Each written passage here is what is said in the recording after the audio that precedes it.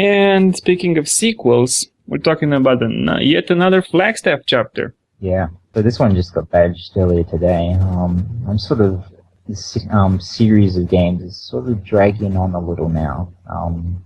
The first chapter showed so much promise. I thought, yeah, this is going to be a decent dungeon crawler. But the chapters are so short, and they're not very challenging at all. And you're just wondering how many chapters there's going to be of these.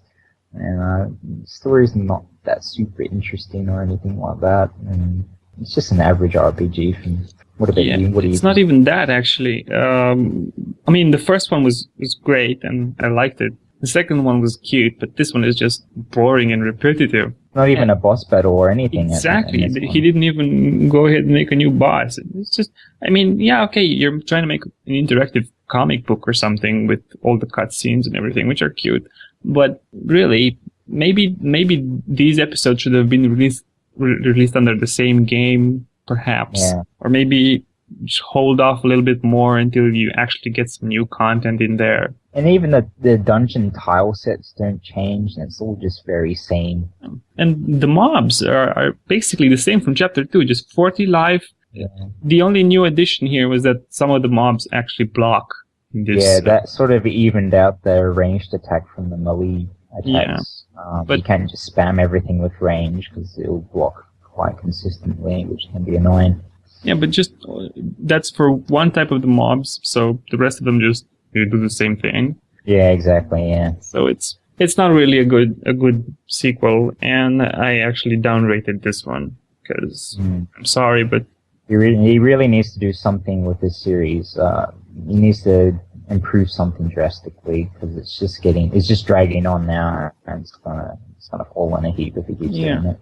And as Mircha pointed it out back when we were talking about Chapter 2, is that maybe the developer should just gather all of these games together and maybe push an update into the first game, or maybe the second one, or whichever. Actually make an update, not just try to The thing with updates, though, is you don't get the same money. So if you release a new game, you'll get money for it. If you just update an old game, you really won't really get too much income from just a plain update, really.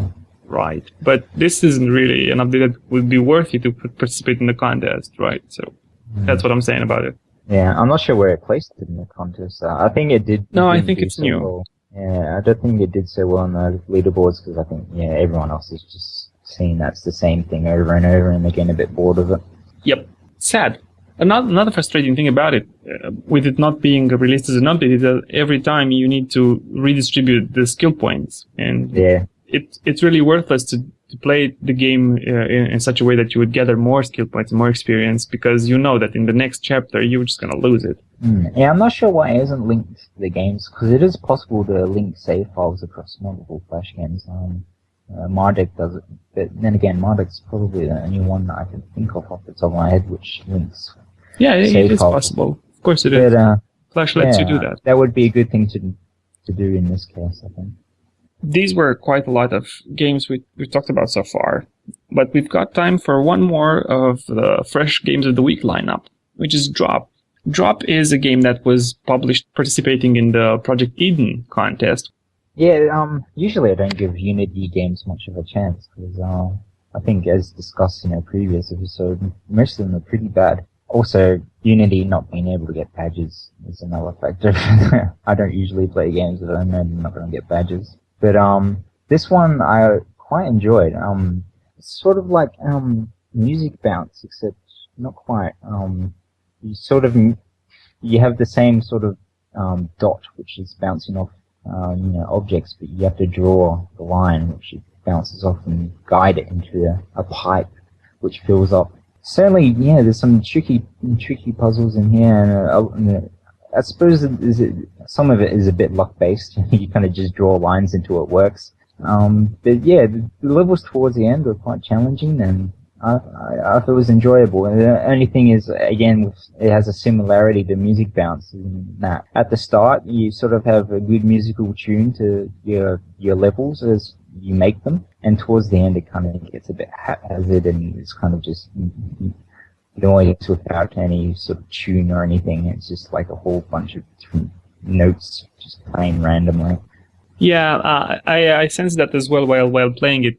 I expected it to be a little bit of a song maybe, or maybe the beats of a bass beat, and then you add up a song on top of that, something like that.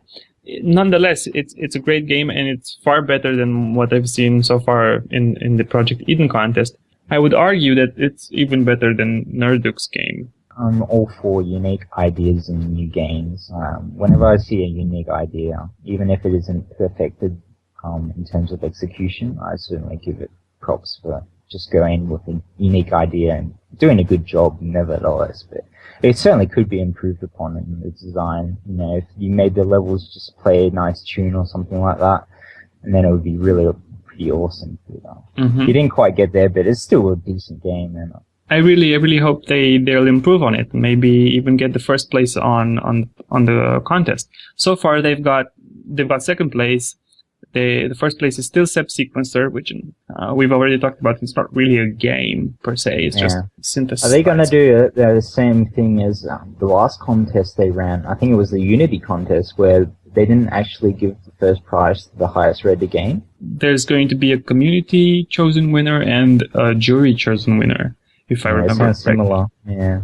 Because if you remember, the Unity contest wasn't won by Sarah's run, which was vastly rated highest out of the lot of them. And I thought that should have won the contest, but the jury, as it were, said otherwise and gave it second.